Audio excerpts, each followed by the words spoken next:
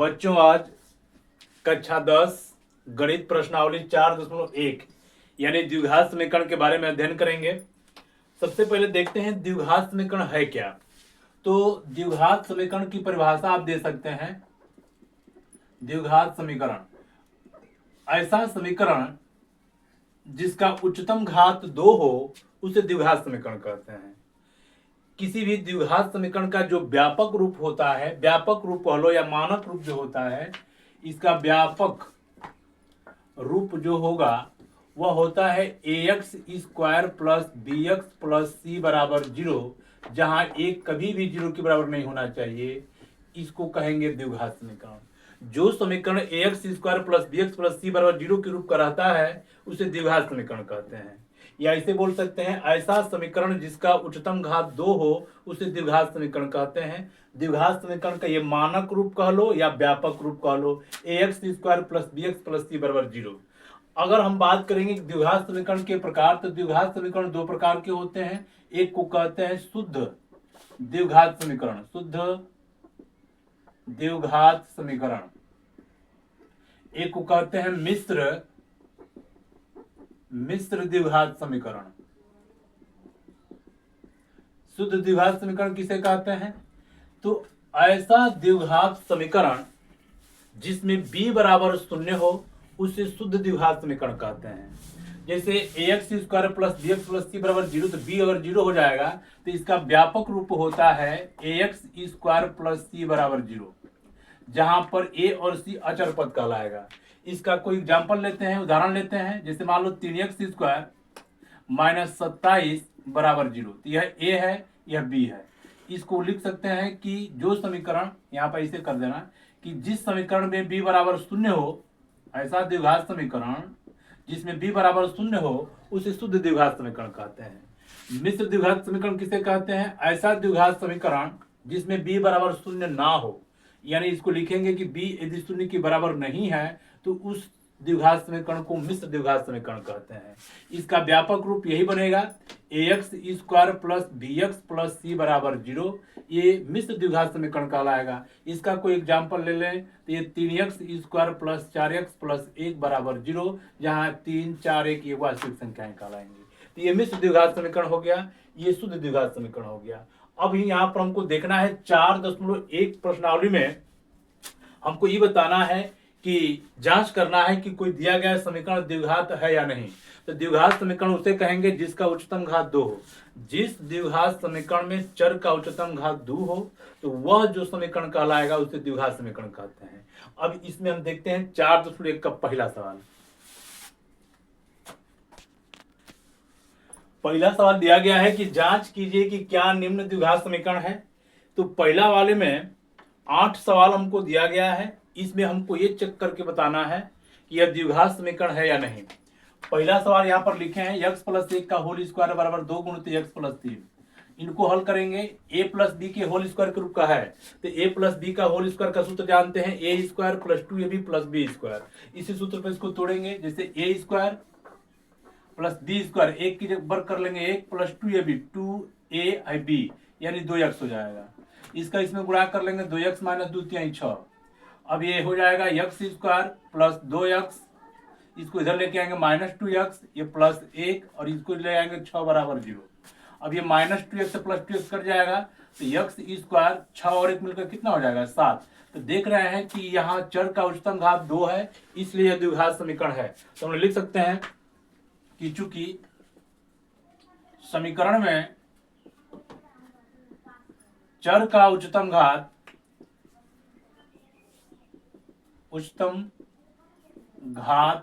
2 है, इसलिए यह द्विघात समीकरण है। परिभाषा भी जानते हैं कि ऐसा समीकरण जिसका उच्चतम घात 2 हो उसे द्विघात समीकरण कहेंगे। तो इसमें चर देख रहे हैं कि x है, x का उच्चतम घात 2 है, इसलिए यह द्विघात समीकरण है। दूसरा सवाल देखते हैं। दूसरा में क्या लिखा गया है? दूसरा में दिया गया है कि x स्क्वायर माइनस 2x बराबर माइनस 2 गुणित 3 माइनस x। अब इसे हल करेंगे। यहां पर ax स्क्वायर माइनस 2x, हरे 2 का इसमें गुणा कर लेंगे 6, इसका इसमें गुणा कर लेंगे प्लस 2x, सबको उठा लो एक पक्ष में। एक्स स्क्वायर माइनस 2x, इसको ले आएंगे तो प्लस 6, इसको लेके आएंगे माइनस 2x बराबर 0। ये हो जाएगा एक्स स्क्वायर, ये 2x मिलकर के 4x प्लस 6 बराबर 0।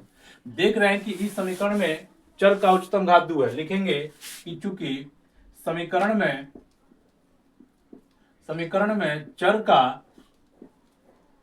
चर का उच्चतम घात 2 है, इसलिए यह द्विघात समीकरण है। अब देखते हैं तीसरा सवाल।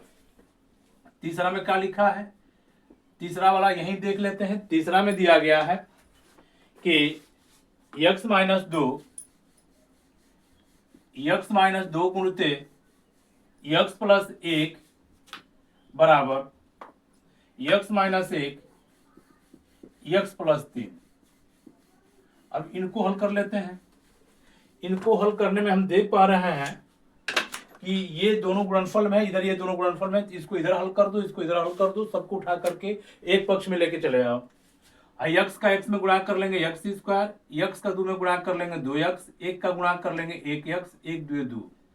इसका भी कर लो, x का x में गुणा कर लेंगे x स्क्वायर, x का 1 में गुणा कर लेंगे 1x, 3 का गुणा कर लेंगे 3x और ये माइनस 3। ये हो जाएगा x स्क्वायर, 2x में से 1x घटेगा तो माइनस x माइनस 2, इसको उठा लाएंगे इधर तो माइनस x स्क्वायर, 3x में से 1x घटेगा तो प्लस 2x, इधर लेके आएंगे तो माइनस 2x, इसको लेके आएंगे प्लस 3 बराबर 0। ये माइनस से प्लस कट जाएगा, ये 2x और x मिलकर के ये माइनस 3x, 3 में से 2 घटेगा प्लस 1 बराबर 0। इसमें देख रहे हैं कि चर का उच्चतम घात 2 नहीं है, यहाँ पर घात 1 है। लिखेंगे कि चूंकि इस समीकरण में चर का उच्चतम घात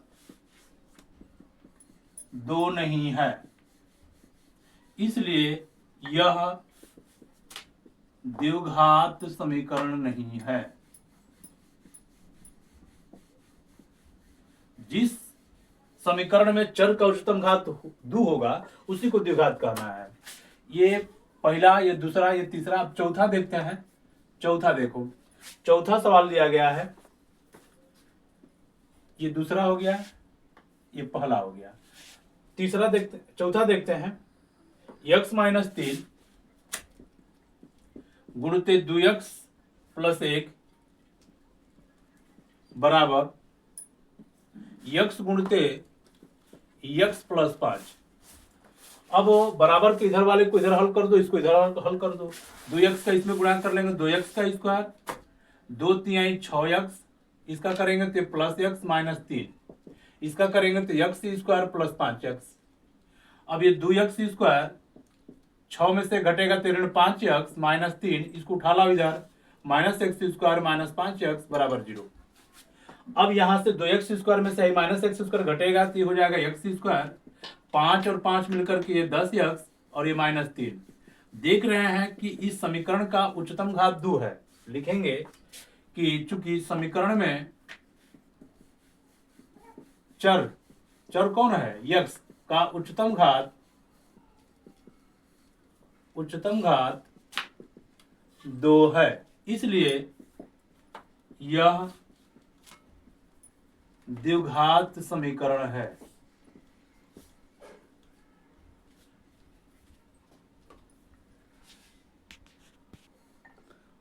पांचवा देखते हैं। 2x minus 1 x minus 3। हम इसको इधर हल करेंगे, x का इसमें गुणा कर लेंगे 2x स्क्वायर माइनस x, 3 का गुणा कर लेंगे 3 दूनी के 6x और ये प्लस 3, इसका गुणा कर लो, x स्क्वायर प्लस 5x, 1 का गुणा कर लेंगे माइनस x माइनस 5। अब ये हो जाएगा 2x स्क्वायर माइनस 6 माइनस 1 मिलकर के माइनस 7x प्लस 3, इनको उठा लो इधर, माइनस x स्क्वायर 5 में से घटेगा 4, इधर लेके आएंगे माइनस 4x और ये प्लस 5 बराबर 0। ये x स्क्वायर घटेगा तो हो जाएगा x स्क्वायर 7 और 4 मिलकर के 11x, 5 और 3 मिलकर के 8 बराबर 0। तो देख पा रहे हैं कि इस समीकरण में चर का उच्चतम घात 2 है, तो लिखेंगे कि चूंकि समीकरण में चर कौन है, यक्स, चर का उच्चतम घात 2 है, इसलिए यह द्विघात समीकरण है। अब देखते हैं ये पांचवा था, छठवां देखते हैं। यहां पर छठवां देख ले रहे हैं। छठवां देखिए दिया है,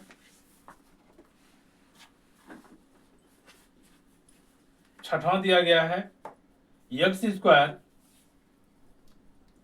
प्लस 3x प्लस 1 बराबर x माइनस 2 का होल स्क्वायर, x माइनस 2 का होल स्क्वायर। अब इसको हल करेंगे, ये हो गया x square plus 3x plus 1, यह a माइनस बी के होल स्क्वायर का रूप का हो गया। तो a माइनस बी का होल स्क्वायर होता है a square plus b square minus 2ab। तो a की जगह x है तो x square plus b square, b की जगह पर ये 2 है, 2 का वर्ग कर देंगे 4 और माइनस 2ab, 2 दूनी के 4x हो जाएगा। सबको उठा लाओ इस पक्ष में, x square plus 3x plus 1, ये minus x square minus 4 plus 4x बराबर 0। ये माइनस प्लस कट जाएगा, 4x और 3x ये दोनों प्लस से जुट जाएगा, 4 3 7x और 4 में से घटेगा माइनस 3 बराबर 0। देख पा रहे हैं कि इस समीकरण में चर का उच्चतम घात 2 नहीं है। ये जो समीकरण प्राप्त है इसमें चर का उच्चतम घात 2 था, लेकिन इसमें 2 नहीं है। तो लिखेंगे कि चूंकि समीकरण में चर का उच्चतम घात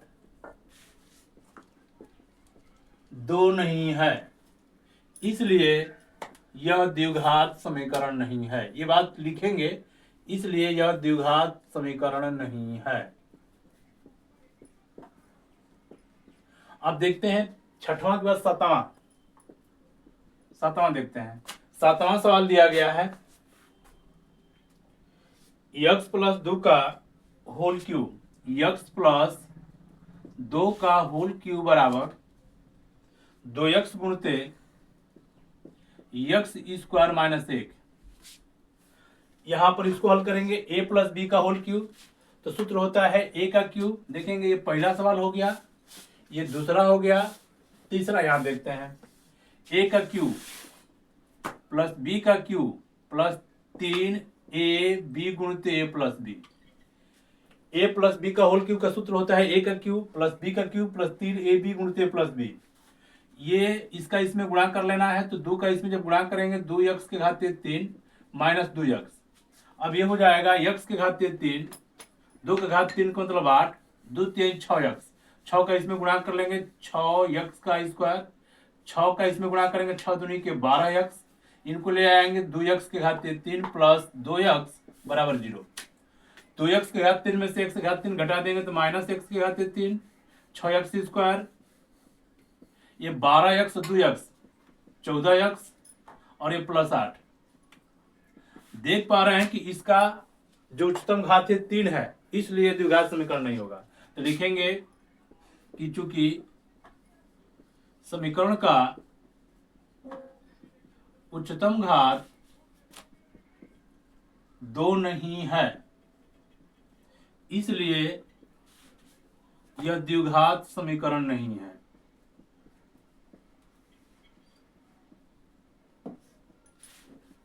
देखते हैं आगे, ये तो 7वां था, 8वां देखते हैं। 8वां सवाल देखते हैं। 8वां देखते हैं, दिया है x घात 3 minus 4x square minus x plus 1 बराबर x माइनस 2 का होल क्यूब। तो ये वाला हो जाएगा x के घात 3 minus 4x square minus x plus 1, यह a माइनस बी का होल क्यूब। तो a का क्यूब माइनस बी का क्यूब माइनस 3ab गुणते a माइनस बी। तो ये हो जाएगा x के घात 3 minus 4x square minus x plus 1, x के घात 3, ये 2 के घात 3 का मतलब 8, 3 दूनी के 6, 6 का इसमें गुणा कर लेंगे 6x स्क्वायर और 6 दूनी के 12x, इनको उठा लाओ इधर, x के घाते 3 minus 4x² minus x plus 1 है लेके आएंगे तो x के घाते 3 प्लस 8 माइनस ये माइनस तो प्लस हो जाएगा प्लस 6x² माइनस 12x बराबर 0। अब ये x के घात 3 ये माइनस से प्लस कट जाएगा 6x² और माइनस 4x², इसमें से इसको घटाएंगे तो हो जाएगा 2x² माइनस x और ये माइनस 12x, 12 और 1 13x, ये 8 और 1 मिलकर के 9। हम देख पा रहे हैं कि इस समीकरण का जो उच्चतम घात है वह 2 है। तो लिखेंगे कि चूंकि समीकरण में चर कौन है x का उच्चतम घात 2 है, इसलिए यह द्विघात समीकरण है। ये पहला समाप्त हो गया। पहला में यही हमको दिखाना था कि यह द्विघात समीकरण है कि नहीं है। तो द्विघात समीकरण उसी को कहते हैं जिसका उच्चतम घात 2 हो, उसे द्विघात समीकरण कहेंगे, अन्यथा नहीं कहेंगे। ये पहला हो गया। दूसरा देखते हैं। दूसरा सवाल देखते हैं। लिखा है कि निम्नलिखित स्थितियों को द्विघात समीकरण के रूप में निरूपित कीजिए। ये केवल द्विघात समीकरण के रूप में इसको बना करके छोड़ देना है। यहाँ पर पहला सवाल दिया गया है कि एक आयताकार भूखंड का क्षेत्रफल 528 वर्ग मीटर है। क्षेत्र की लंबाई मीटरों में चौड़ाई के दुगुने से एक अधिक है। हमें भूखंड की लंबाई और चौड़ाई ज्ञात करनी है। सवाल में हमको द्विघात समीकरण बना लेना है। यहाँ पर सबसे पहले देखेंगे कि दिया गया है कि इसकी जो लंबाई है चौड़ाई के दुगुने से एक अधिक है। तो इसमें किसी एक को हम मानेंगे, लिखेंगे हल यहाँ पर लिख देते हैं। मान ले रहे हैं, माना आयताकार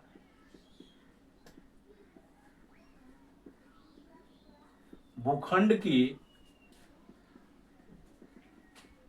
चौड़ाई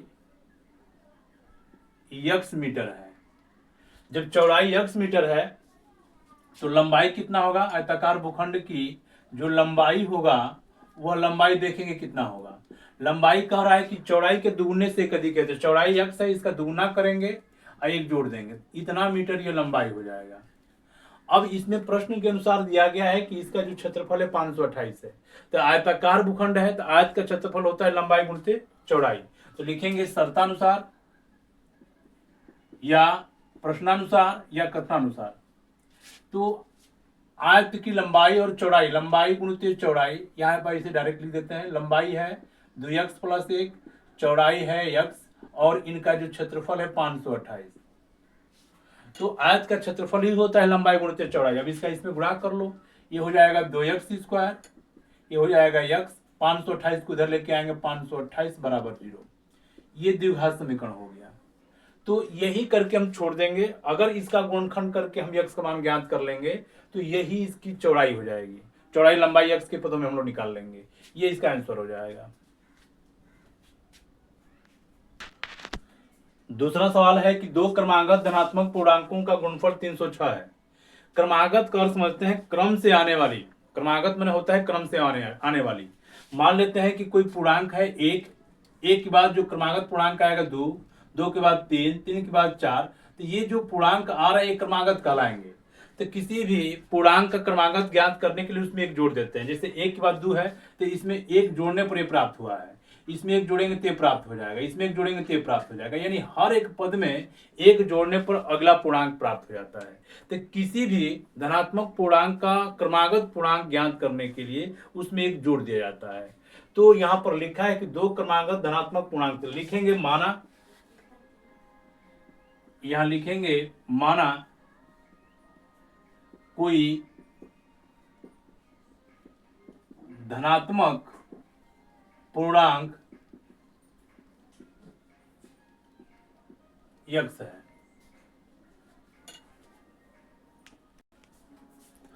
अगला धनात्मक पूर्णांक कौन होगा? तो लिखेंगे क्रमागत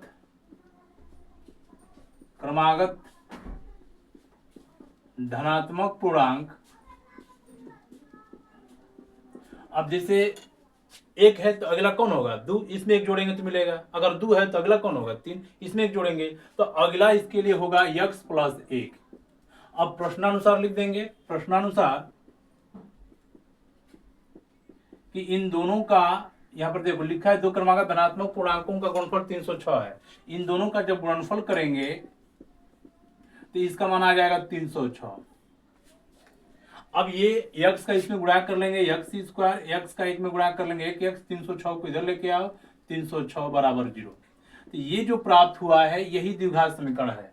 लिख सकते हैं कि अतः यही अभिष्ट द्विघात समीकरण है। ये इसका आंसर हो गया। अगर हमें पूछेगा कि उन पूर्णांकों को ज्ञात कीजिए तो पूरा इनको हल कर देंगे द्विघात समीकरण को गुणनखंड विधि से। x का जो मान आएगा वही धनात्मक पूर्णांक होगा। लेकिन हमको यहाँ पर क्यों ये लिखा है कि द्विघात समीकरण के रूप में निरूपित कीजिए, तो यही करके छोड़ देंगे। तीसरा देखते हैं, दिया है रोहन की माँ उससे 26 वर्ष बड़ी है, उनकी आय वर्षों में का गुणनफल अवश्य 3 वर्ष पश्चात 360 हो जाएगी। हमें रोहन की वर्तमान आय ज्ञात करनी है। तो हम लिखेंगे माना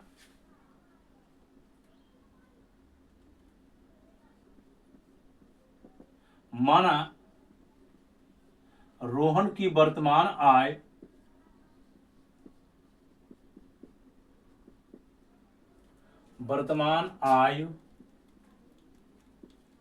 x वर्ष है,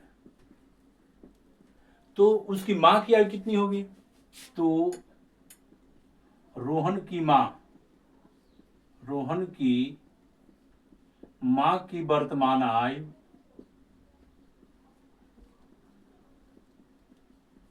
26 वर्ष बड़ी है, तो x प्लस 26 हो जाएगा। अब देखेंगे इसमें लिखा है कि 3 वर्ष पश्चात उनकी आयु का गुणनफल इतना होगा। जैसे 3 वर्ष बाद के लिए क्या करेंगे, जैसे फिलहाल इस समय हम 20 वर्ष के हैं, कोई पूछेगा कि 5 वर्ष बाद कितने वर्ष के हो जाएंगे, तो 5 वर्ष और इसमें जुड़ जाएगा, तो 20 5 25 वर्ष के हो जाएंगे। तो यहां पर लिखेंगे प्रश्नानुसार देखो इसमें कह रहा है कि रोहन और उसकी मां की आयु का गुणनफल, तो रोहन की आयु है तो 3 वर्ष पश्चात यहां लिख देते हैं 3 वर्ष पश्चात रोहन की आयु गुणते मां की आयु का गुणनफल दिया गया 308। अब यहां पर 3 वर्ष पश्चात की बात करेंगे तो इस समय फिलहाल ये x वर्ष का है, तो 3 वर्ष बाद हो जाएगा x प्लस 3, ये x प्लस 26 है, तो इसमें 3 वर्ष बाद 3 वर्ष जोड़ देंगे, यानी दोनों में 3 वर्ष जोड़ देंगे तो इनका गुणनफल हो जाएगा 308। अब ये हो जाएगा x प्लस 3, ये x प्लस 26 और 3 मिलकर के 29 बराबर हो जाएगा 308। अब इसको हल कर लेते हैं, कोष्टक को तोड़ देंगे, x का x में गुणा कर लेंगे x स्क्वायर, 3 का x में गुणा कर लेंगे 3x, इसका गुणा कर लेंगे, ये हो जाएगा 29x, 3 से गुणा कर लेंगे 3 9 27 को 7, 3 दूनी के 6 2 8, ये 87, और 308 को इधर लेके आओ माइनस 308 बराबर 0, ये हो जाएगा x स्क्वायर 29 और 3 ये 32x।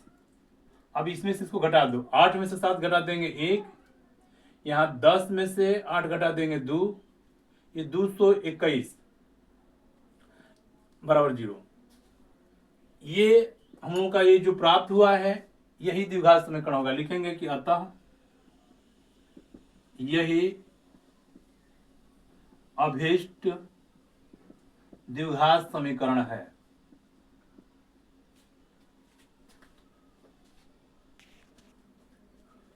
सॉरी, यहां पर 308 नहीं 360 है, ये लिखने में मिस्टेक हो गया, ये 360 है, ये 360 है, ये 360 है।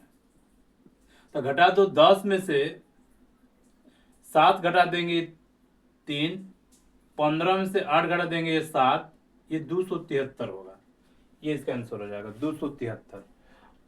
अब देखते हैं चौथा सवाल।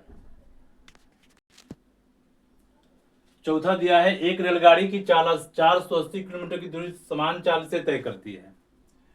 यदि इसकी चाल 8 किलोमीटर प्रति घंटा कम होती तो वह उसी दूरी को तय करने में 3 घंटे अधिक लेती। हमें रेलगाड़ी की चाल ज्ञात करनी है। यहाँ से देखेंगे यह एक दूरी है, इस दूरी को हमको सवाल में दे दिया गया है 480। ये 480 किलोमीटर की दूरी को जब ये तय करती है तो कितना समय लगता है पहले निकाल लेंगे। तो यहाँ लिखेंगे हल में कि देखो यहाँ दिया है कि 480 किलोमीटर की दूरी समान चाल से तय करती है। तो लिखेंगे माना रेलगाड़ी की समान चाल x किलोमीटर प्रति घंटा है। हम मान लिए हैं कि इसकी चाल x किलोमीटर प्रति घंटा है। तो 480 किलोमीटर की दूरी तय करने में लगा समय, तो लिखेंगे इसलिए 480 किलोमीटर की दूरी तय करने में लगा समय। तो सूत्र जानते हैं कि समय बराबर दूरी बटा चाल।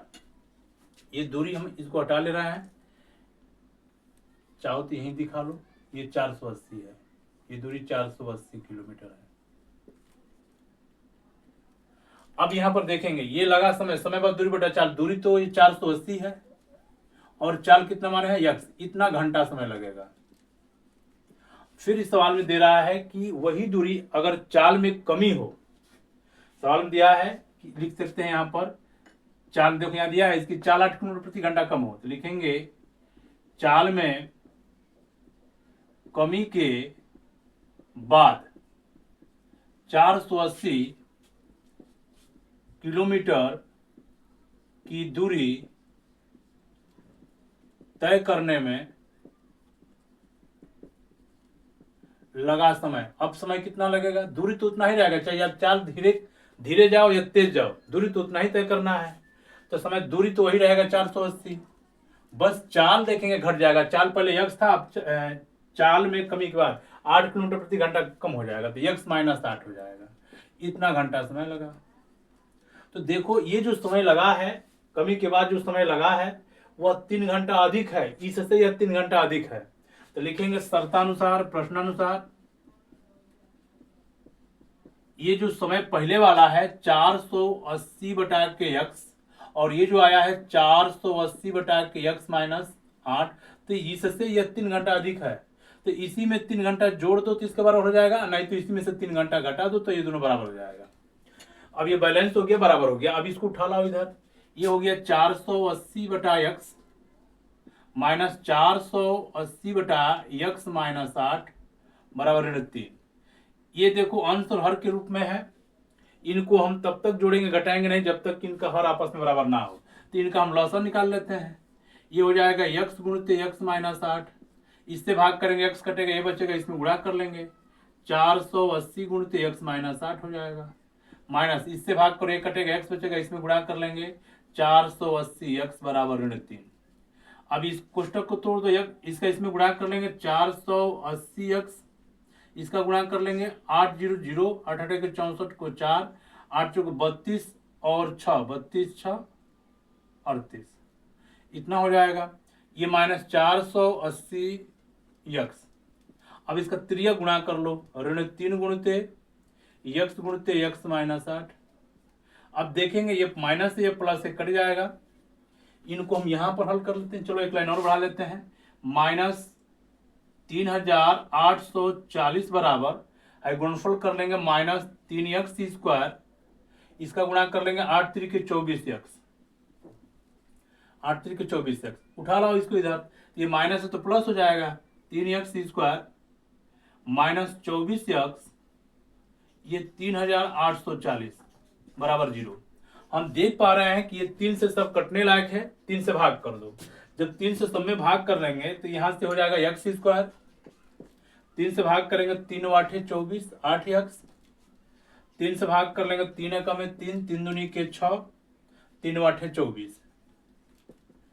ये जो मिल रहा है ये द्विघात समीकरण हो गया, हमको यही ज्ञात करना है। तो लिखेंगे कि अतः यही अभीष्ट समीकरण है, यही हमको ज्ञात करना है, ये इसका उत्तर हो जाएगा।